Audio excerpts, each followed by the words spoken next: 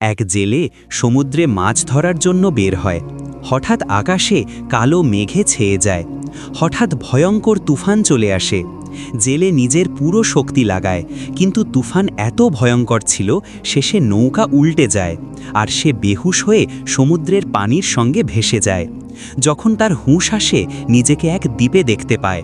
সেখানে কোনো মানুষ দেখতে পায় না। জেলে আকাশের দিকে তাকিয়ে দোয়া করতে থাকে, হে আল্লাহ, আমাকে সাহায্য করো। সে সব সময় এই দোয়া করতে থাকে। জেলে ভাবে সে আর কখনো ফিরে যেতে পারবে না। এই জন্য জেলে সেখানে একটি ঘর বানায়। একদিন জেলে মাছ ধরতে গিয়ে এসে দেখে তার ঘরে আগুন লেগে গেছে। জেলে কান্না করে, আল্লাহকে বলে, হে খোদা, আমি তোমার থেকে সাহায্য চেয়েছি, কিন্তু তুমি সাহায্য করনি।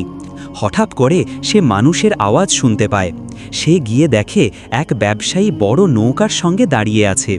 জেলে খুশিতে জিজ্ঞেস করে, তোমরা এখানে কি করে আসলে? ব্যবসায়ী বলে, আমরা সমুদ্র দিয়ে যাচ্ছিলাম, তখন তোমার ঘরের ধোঁয়া দেখি। তখন বুঝতে পারি কেউ সাহায্যের জন্য ডাকছে।